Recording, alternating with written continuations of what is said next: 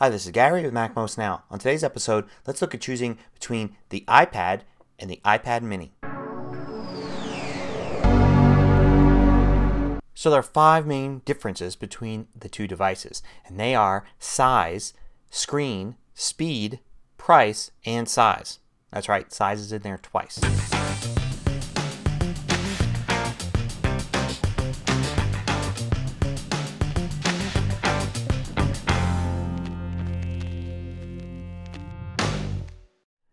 The first size is pretty obvious. It's a smaller device. It's both smaller and lighter. This makes it easier to carry around, and it makes it easier to hold in your hand, especially if you're reading books or reading articles on websites.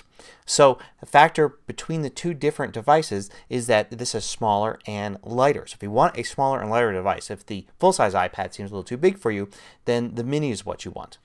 So the screens on the two iPads are different. The full-size iPad has what's called a Retina display.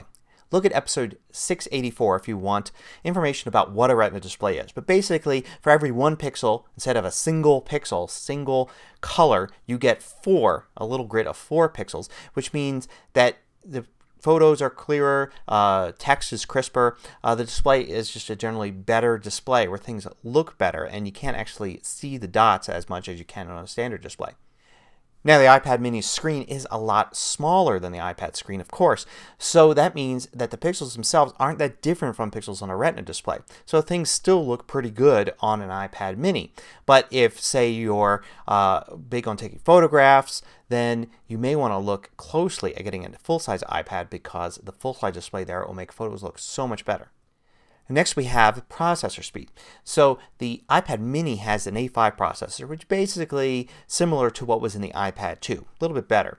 And the full-size iPad now has a A6X processor, which basically is 2 generations above what's in the iPad mini. So it's going to process things faster. Or will it? Well, for most things that people use an iPad for, it's not going to make any difference at all.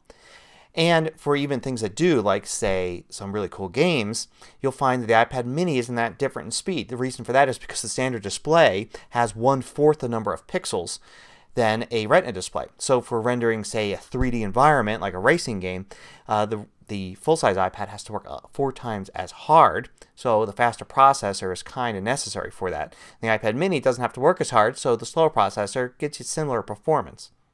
Now the biggest, clearest difference between the two iPads is price. You have $329 versus $499.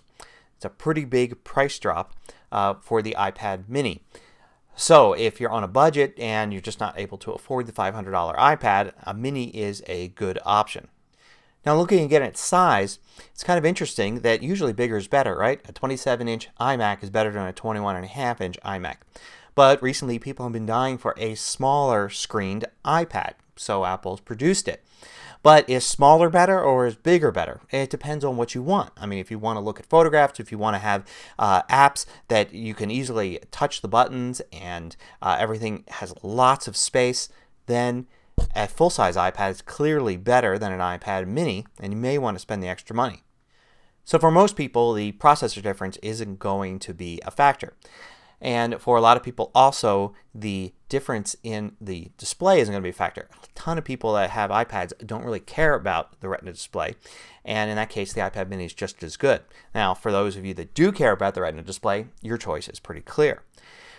Budget, it's a matter of your own budget whether or not the $170 difference is a factor. So then it really comes down to the size, whether you want a larger device or a smaller device. Both have advantages and both have disadvantages. There isn't a clear which one is better because it is kind of nice and easy to hold this tiny, super light iPad, but it also is nice to have the larger screen. So the whole thing is very subjective. I recommend that if you are having trouble making a decision to go to an Apple store or go to a store that carries both iPads and actually get to play with them. And you'll probably see very clearly which one is the one for you after you get to hold them and look at them. Now keep in mind there are a lot of factors that are equal on both iPads. For instance, the cameras in both. There's the front and back camera, essentially the same. You've also got very similar functionality in terms of the speakers. You've got similar functionality in terms they both have lightning connectors now. They both have the same controls, same capabilities in almost every respect except for these factors. So I hope you found this look at the differences between the iPad mini and the iPad useful. Be interested in hearing your opinions about which one you think is right for you.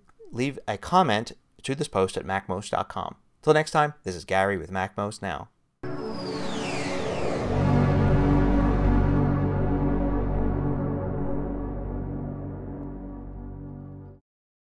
Want more video tutorials? Just go to MacMost.com, click on the videos link at the top of the page, and then you can view all of the hundreds of MacMost videos by category.